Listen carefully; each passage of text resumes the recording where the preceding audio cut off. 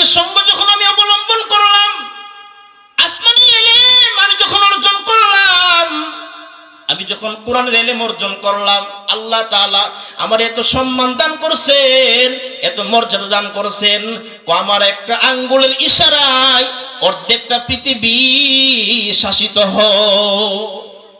বলেন না, কোরআন হযরত ওমরে মর্যাদাবান বানাইছে, আসমানি ইলম হযরত ওমরে কি বানাইছে? সম্মানিত বানাইছে।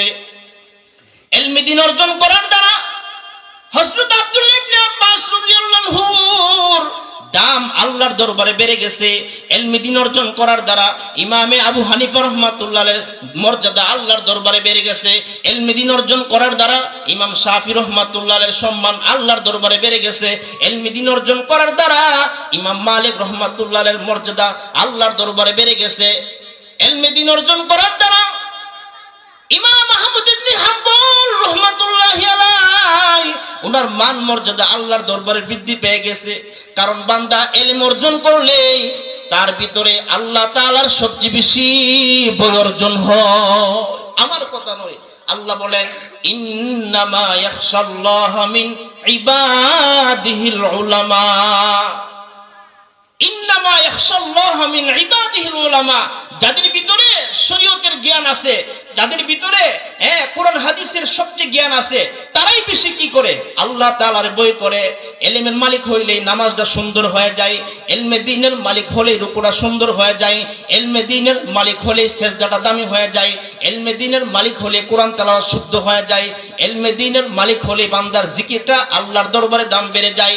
ইলমে দ্বীনের মালিক হওয়ার কারণে বান্দার সুন্নাতগুলি আল্লাহর দরবারে দাম বেড়ে যায়। ইলমে দ্বীন অর্জন করার কারণে ইমামে আবু হানিফা রাহমাতুল্লাহ আলাইহির মর্যাদা আল্লাহর দরবারে বেড়ে গেছে। ইলমে দ্বীন অর্জন করার কারণে ইমাম বুখারী রাহমাতুল্লাহ আলাইহির সম্মান আল্লাহর দরবারে বেড়ে গেছে। ইলমে দ্বীন অর্জন করার কারণে ইমামে তিরমিজি রাহমাতুল্লাহ আলাইহির মর্যাদা আল্লাহর দরবারে বেড়ে গেছে। কেন বেড়ে গেছে? ইলমে দ্বীন অর্জন করছেন, এর ফলে ওনাদের ভিতরে আল্লাহর ভয় সবচেয়ে বেশি অর্জন হয়েছে। আল্লাহর ভয় অর্জন হইলেই নে কলবের ভিতরে, দিলের ভিতরে আল্লাহর ভয় অর্জন থাকলেই নে, আল্লাহর ভয় জমা থাকলেই নে আপনি হারাম থেকে বাঁচতে পারবেন, গুনার কাছ থেকে বেঁচে থাকতে পারবেন, নাফরমানি থেকে বেঁচে থাকতে পারবেন। দিলের ভিতরে আল্লাহর ভয় অর্জন হইলে না আপনি সুদ ছাড়তে পারবেন, ঘুষ ছাড়তে পারবেন, মাহে রমজানের দিনের বেলায় গুনার কাজ করতে পারবেন না। আল্লাহর ভয় নাই, দুনিয়াতে যা ইচ্ছা তাই করতে পারবেন। আর যদি আল্লাহর ভয় থাকে তাহলে সামান্য পরিমাণ হারাম কি করবেন না? ভক্ষণ করবেন না।